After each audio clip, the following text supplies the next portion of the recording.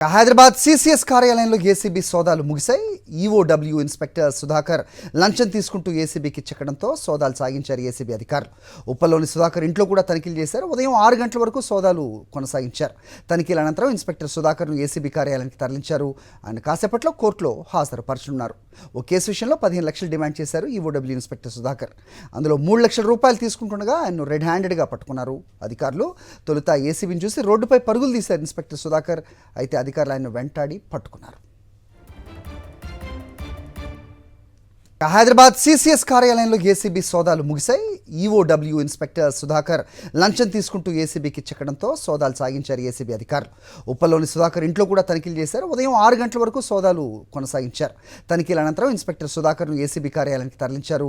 ఆయన కాసేపట్లో కోర్టులో హాజరుపరచనున్నారు. ఓ కేసు విషయంలో 15 లక్షలు డిమాండ్ చేశారు ఈఓడబ్ల్యూ ఇన్స్పెక్టర్ సుధాకర్. అందులో 3 లక్షల రూపాయలు తీసుకుంటుండగా ఆయన్ను రెడ్ హ్యాండెడ్గా పట్టుకున్నారు అధికారులు. తొలుత ఏసీబీని చూసి రోడ్డుపై పరుగులు తీశారు ఇన్స్పెక్టర్ సుధాకర్. అయితే అధికారులు ఆయన వెంటాడి పట్టుకున్నారు.